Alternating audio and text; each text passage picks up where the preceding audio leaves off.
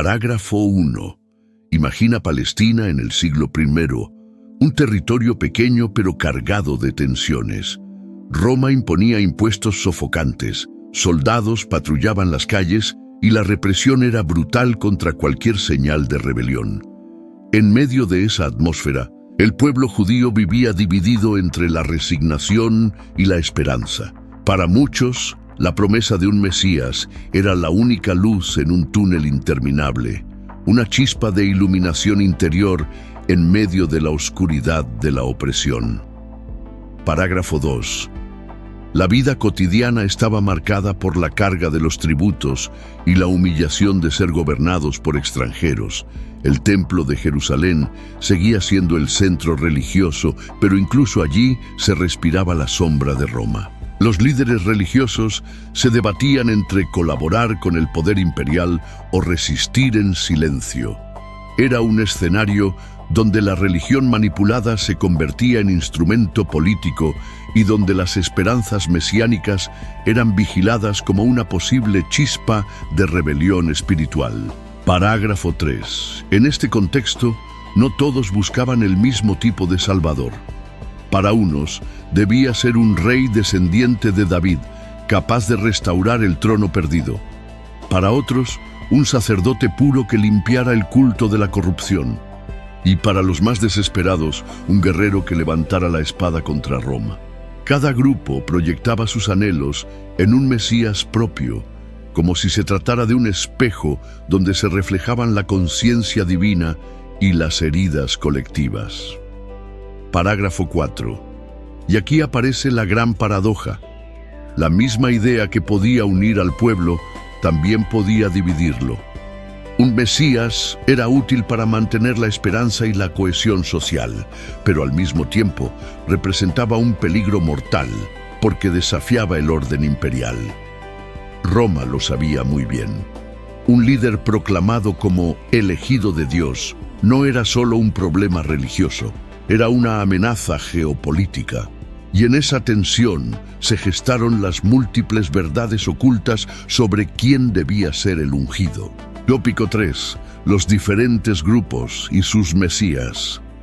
Cuando se habla de los esenios, se piensa en un grupo apartado, obsesionado con la pureza y la vida comunitaria.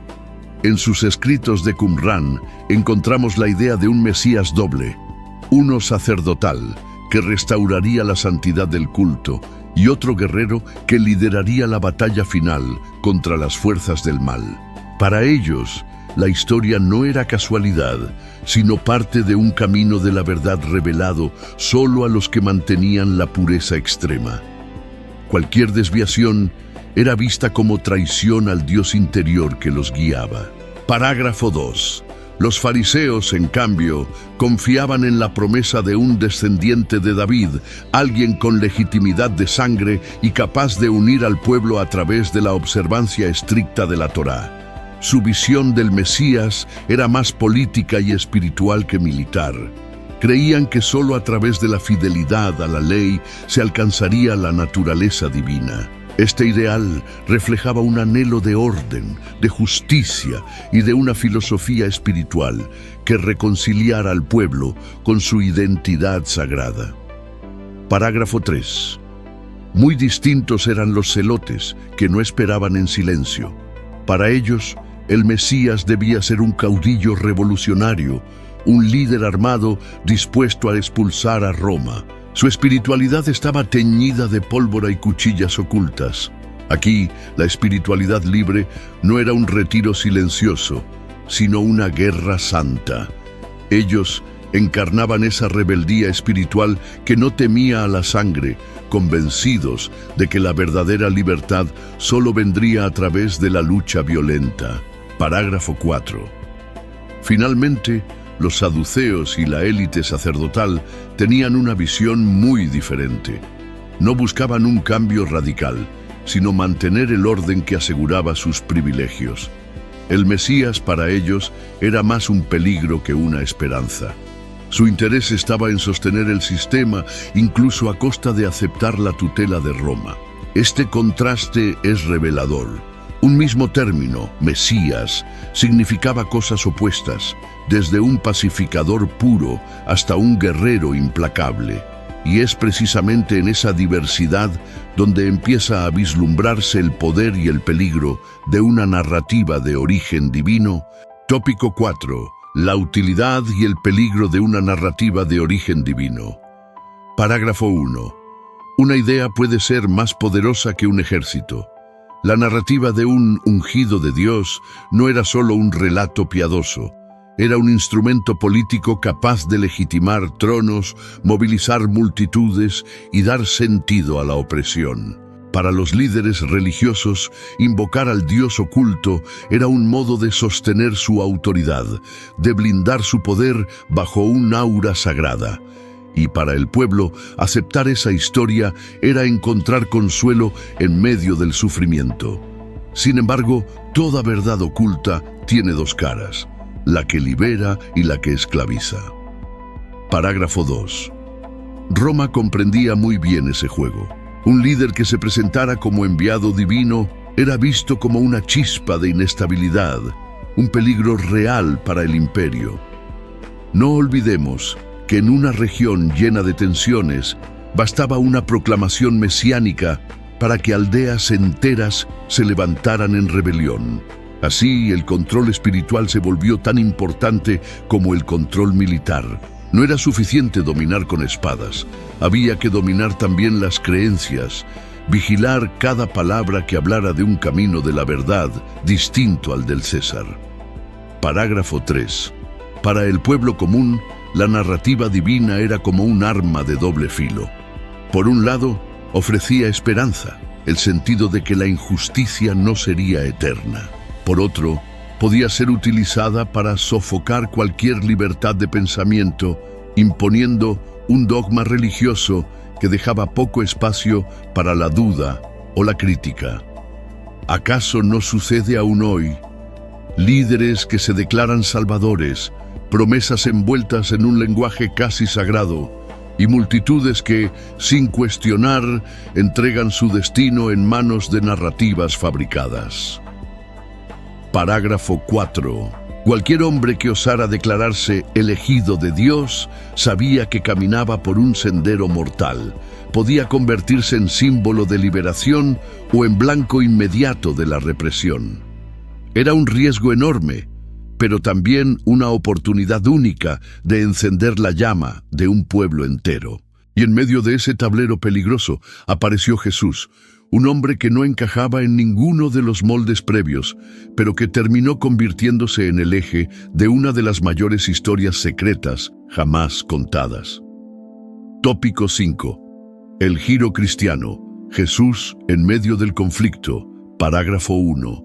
Jesús irrumpió en un escenario cargado de expectativas, pero lo hizo de un modo desconcertante. No se presentó como un guerrero listo para empuñar la espada, tampoco como un sacerdote obsesionado con la pureza ritual, ni como un político heredero de un linaje real. Su mensaje parecía ir por otro camino. Hablaba del Dios interior, de la conciencia divina y de un despertar espiritual que no dependía de templos ni ejércitos. Para muchos, esa propuesta sonaba liberadora. Para otros, era peligrosa y subversiva. Parágrafo 2. Los líderes religiosos lo veían como una amenaza, porque su enseñanza rompía con el dogma religioso y dejaba al descubierto la religión manipulada. Hablaba de un Dios sin templos, de una espiritualidad sin religión que ponía a todos en igualdad frente al misterio divino.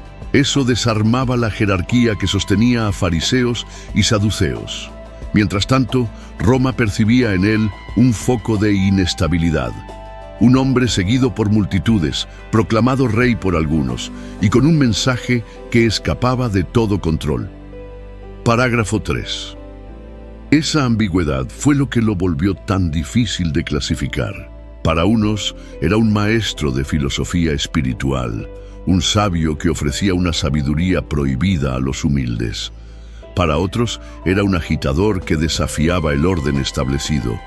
y para muchos era simplemente un hombre diferente que hablaba de Dios y naturaleza como si fueran inseparables, que ofrecía un camino de la verdad sin necesidad de mediadores. No encajaba en ninguno de los moldes y por eso terminó desafiando a todos a la vez. Parágrafo 4. Ese mensaje ambiguo, que parecía débil frente a las estructuras de poder, se convirtió en semilla de un movimiento que atravesó siglos y fronteras. No fue la espada lo que lo sostuvo, ni la herencia dinástica, ni la pureza ritual, sino la fuerza de una visión que tocaba lo más profundo del ser humano. Y así nació una narrativa que, más allá de su fragilidad inicial, terminó convirtiéndose en una de las más influyentes de la historia. Pero lo fascinante es que esa fuerza no murió allí. Sigue viva, transformándose y usándose aún hoy en nuevas formas de religión y manipulación. Tópico 6. Reflexión y conexión con el presente. Ahora, detente un segundo y piensa, ¿qué narrativas actuales gobiernan tu vida? No hablamos ya de los esenios ni de Roma, sino de los discursos modernos que siguen presentándose como verdades absolutas. Desde políticos que se proclaman salvadores hasta líderes religiosos que prometen acceso exclusivo a los secretos de la fe, todos usan el mismo recurso, una historia de origen divino que legitima su poder. Reconocerlo es el primer paso hacia una conciencia despierta capaz de distinguir entre fe genuina y religión manipulada. La manipulación de símbolos sagrados no es cosa del pasado. Basta encender la televisión o abrir una red social para encontrarla. Mensajes que parecen piadosos, pero que esconden estrategias de control espiritual. Promesas de un futuro glorioso si sigues a tal partido, a tal iglesia, a tal movimiento. ¿Te das cuenta? Es el mismo patrón. La historia secreta del Mesías se repite, pero con otros rostros y otros escenarios. Y aquí entra tu papel. Aprender a ver lo invisible, a identificar la verdad oculta detrás de cada discurso. Aplicar esta lección en tu vida puede ser tan práctico como cuestionar la próxima vez que escuches a alguien hablar en nombre de un mandato divino. Pregúntate, ¿quién se beneficia de esta historia? ¿A quién sirve esta narrativa? Es un ejercicio de filosofía crítica que fortalece tu libertad de pensamiento y evita que entregues tu poder a narrativas que buscan manipularte. Así como en tiempos antiguos, hoy también necesitas cultivar una espiritualidad libre que no dependa de intermediarios. Y lo más revelador es que al comprender estos patrones históricos, empiezas a entender tu propia vida con más claridad. Porque todos cargamos con pequeñas versiones de mesías internos, promesas de éxito rápido, salvadores externos que nos dicen qué hacer, fórmulas mágicas para resolverlo todo. Pero cuando descubres el valor de tu propio Dios interior, cuando eliges el camino de la verdad en lugar de seguir ciegamente, la manipulación pierde fuerza. Y es en ese punto donde cobra sentido preguntarnos si ayer hubo tantas versiones del Mesías. ¿Cuáles son las versiones modernas que seguimos sin darnos cuenta? Tópico 7. Cierre con llamado a la acción. Hemos recorrido un camino fascinante, desde los esenios y su Mesías doble hasta los celotes que esperaban un caudillo armado, pasando por los fariseos, los saduceos y finalmente la irrupción de Jesús con un mensaje que no encajaba en ningún molde. Lo que descubrimos es claro, el Mesías no fue uno, fueron muchos, y cada versión reflejaba intereses, luchas de poder y sueños colectivos. Esa diversidad no fue un error, fue el espejo de un pueblo dividido, atrapado entre la fe y la política. Hoy, esas tensiones no han desaparecido. Siguen existiendo discursos que se presentan como portadores de la verdad oculta, líderes que se proclaman con un aura casi divina, sistemas que buscan imponerse como el único camino de la verdad. La pregunta que queda flotando es incómoda pero necesaria. ¿Cuál de estas narrativas modernas es la más peligrosa? ¿Y cuál refleja, de manera inquietante, lo que pasó hace 2000 años bajo la sombra de Roma? Parágrafo 3. Quiero invitarte a que lo pienses y lo compartas conmigo en los comentarios. ¿Qué versión del Mesías te parece más cercana a lo que vivimos hoy? ¿Crees que seguimos atrapados en los mismos patrones de religión y manipulación o estamos listos para un verdadero despertar espiritual?